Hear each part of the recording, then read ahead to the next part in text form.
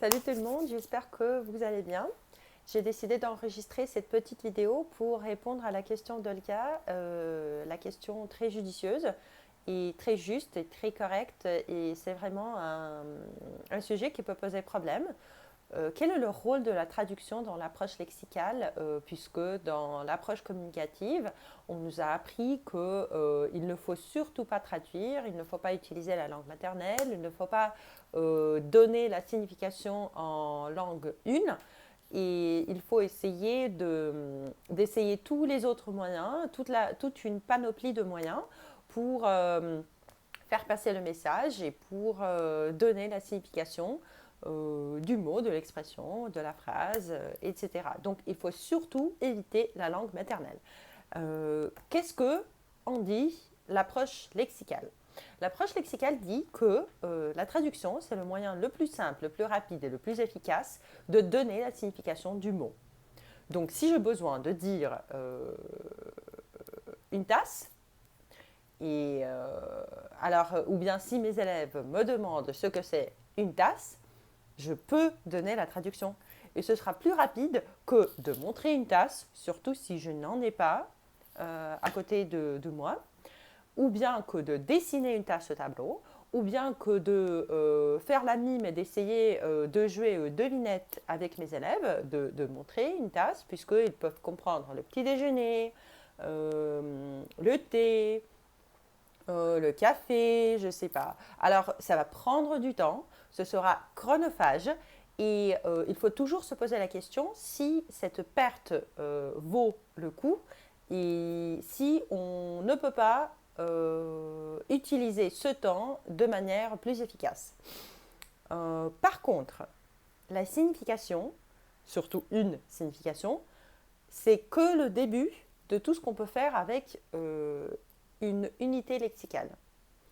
Et oui, bien sûr, on peut donner la traduction, mais ça ne va pas trop aider. Parce que, Alena, qu'est-ce que c'est une tasse? Bah, tchashka.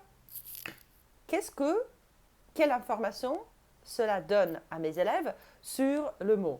Est-ce qu'ils vont comprendre comment l'utiliser? Est-ce qu'ils vont comprendre avec quel mot l'utiliser? Est-ce qu'ils vont comprendre dans quel contexte l'utiliser? Est-ce qu'ils vont comprendre quelle préposition, quel verbe, quel adjectif peut aller ensemble avec ce mot? Non. Ils ne vont rien comprendre sur ce mot. Juste le sens. Et ça, à mon avis, c'est dangereux. Parce qu'on fait une sorte de remplacement. Et au lieu de donner un outil qu'ils pourront utiliser, on leur donne une sorte de remplacement. On remplace la pratique par la théorie. Ils ont l'impression de comprendre.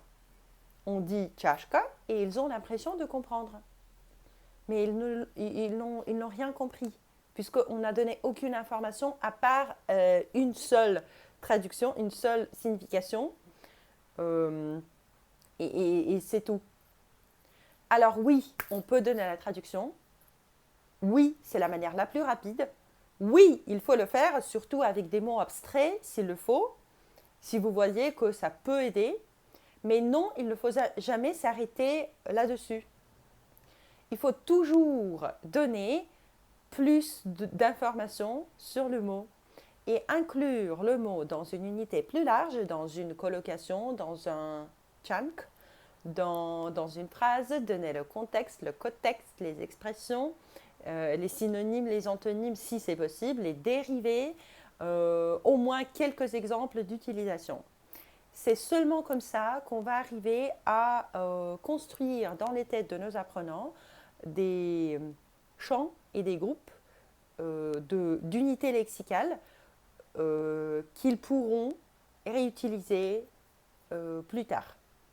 Sinon, ils vont avoir une sorte de dictionnaire dans leur tête qui ne va pas du tout aider puisque la syntaxe est différente, puisque les co-occurrences sont différentes dans leur langue maternelle et en français, et ça ne va pas être efficace. Ça va remplacer et ça va créer l'impression d'apprentissage au lieu d'apprentissage.